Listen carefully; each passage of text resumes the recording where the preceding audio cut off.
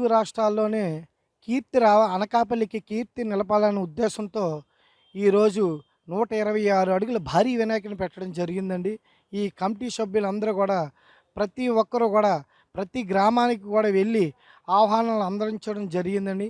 ఈ యొక్క కార్యక్రమంలో గూడా ఈ శిల్పి ప్రముఖ శిల్పి అయినటువంటి కామధేను ప్రసాద్ గూడా వాళ్ళ మిత్ర బృందంతో పలు స్వామివారిని అలంకారంగా అంటే ఎన్నడూ లేని రీతిలో గిన్నిస్ బుక్ రికార్డు రావాలనే ఉద్దేశంతో ఈ విగ్రహాన్ని నిర్మించడం జరుగుతుందండి. ఆయనకి గూడా మంచి కీర్తి ప్రతిష్టలొస్తాయి.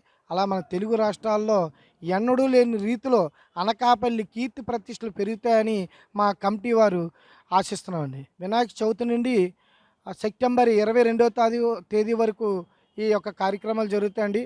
లాస్ట్ రోజు సిద్ధి బుద్ధి కళ్యాణం, స్వామివారి కళ్యాణం అయిన మరుక్షణం 30,000 మందితో అన్న సమారాధన చేసి ఇక్కడే స్వామివారిని కూడా నిమజ్జనం చేయడం జరుగుతుందండి.